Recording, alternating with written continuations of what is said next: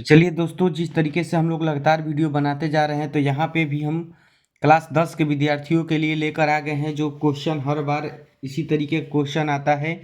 और ज़रूरी है इस तरीके के क्वेश्चन को जानना, क्योंकि इसी टाइप का क्वेश्चन दे सकता है। यहाँ पे जैसे दिया है कि यदि दो धन पूर्णांक जो होता है प्लस में भी होता है, माइनस में भी होता है और जीरो भी हो सकता है। लेकिन धन का बात किया है, धन माने जानते हैं प्लस वाला केवल होना चाहिए, माइनस वाला तो हटा ही देना है।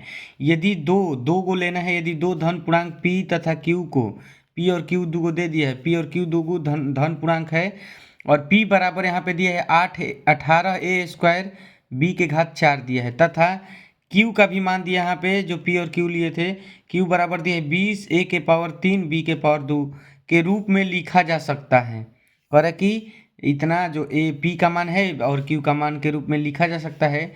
और जहाँ पे ए तथा बी जो है अभाज्य संख्या है, ए और बी क्या है, अभाज्य संख्या। और अभाज्य संख्या क्या होती है आप लोगों को पता होना चाहिए कि जो एक और स्वयं के अलावा किसी से न कटे। ए और बी जो है, ए और जो बी है, ये अभाज्य संख्या है, एक और स्वयं को छोड़कर किसी से नहीं कटेगा। जैसे कि 3, 5, 7, 11, 13, इस तरीके का क्वेश्चन यहाँ पे, इस तरीके का अंक यहाँ पे होगा, ठीक है, जो कभी किसी से नहीं कटेगा, नहीं अभाज्य संख्या है। तो एलसीएम पी क्यू है, तो एलसीएम पी और क्यू का, पी का और क्यू का एलसीएम हमको निकाल के बताना है। यहाँ पे 4 ऑप्शन दिए हैं। ए में दिया है 2a² b², बी में दिया है 180a² b², सी में दिया है 12a² b², और डी में दिया है 180 a के पावर 3 b के पावर 4। तो चलिए हम लोग सॉल्व करके चेक करेंगे कि ऑप्शन, चारों ऑप्शन में से कौन सा सही होगा। तो यहाँ पे हल हम लिख लेते हैं और सॉल्व करना स्टार्ट करते हैं। देखिए, एलसीएम निकालने का मतलब क्या होता है, अभाज्य जो गुणनखंड होता है। तो सबसे पहले हम लोग निकालना स्टार्ट करेंगे। जैसे देखो यहाँ पे p का वैल्यू दिया है क्या, 18। तो जब 18a² b के घात 4, तो 18 को गुणनखंड करेंगे तो क्या हो जाएगा, 2 गुणे 3 गुणे 3, 2 3 6, 6 3 का 18 हो जाएगा। a के पावर 2 है तो a को भी 2 बार लिख लो, गुणे b के घात 4 है तो b को 4 बार लिख लो, b। इसके बाद q का भी मान यहाँ पे दिया हुआ है, तो 20 a के घात 3 b के घात 2। तो 20 को जब गुणनखंड करेंगे तो 2 से 2 गुणे 2, 2 दूना के 4 गुणे 5, 2 दूना के 4, 4 5 20, 20 का गुणनखंड यहाँ पे हो गया।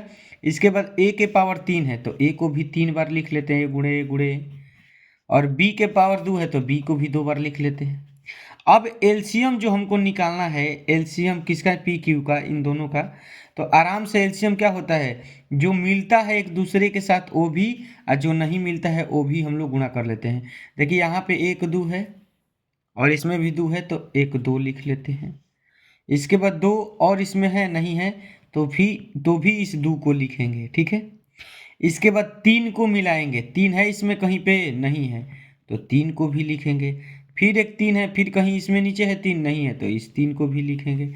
अब 5 का, तो 5 इसमें कहीं ऊपर है, नहीं है, तो 5 को भी लिखेंगे। इसके बाद a को देखिए, यहाँ पे a मिल रहा है तो a को एक लिख देंगे, यहाँ भी a मिल रहा है तो a को ये लिख देंगे। यहाँ पे a और यहाँ पे a नहीं है तो एगो ए है, तो जो नहीं मिलता है वो भी लिखते हैं, जो नहीं मिलता है वो भी, ये ए हो गया। बी, इसमें 2 गो मिल रहा है तो बी गुणे बी लिखेंगे, और 2 गो नहीं मिल रहा है तो उसको भी तो लिखना पड़ेगा। अब यहाँ पे गुणा कर देंगे, 2 दूना का 4, 4 3 12, बढ़ती हैं 36, 36 5 180, 180 हो जाएगा। 1 2 3, तो 1 का पावर 3, 1 2 3 4, बी का जो मान है बी के पावर 4 है, तो 180 ए के पावर 3 बी के पावर 4 हमारा एलसीएम आ गया।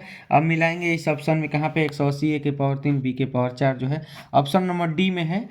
तो अगर ये वीडियो आपको अच्छा लगा है, आंसर इस तरीके का एलसीएम जो निकालेंगे और कहीं गलत नहीं करेंगे, 1 नंबर फिक्स हो जाएगा आपका। तो मिलते हैं नेक्स्ट वीडियो में, तब तक के लिए धन्यवाद।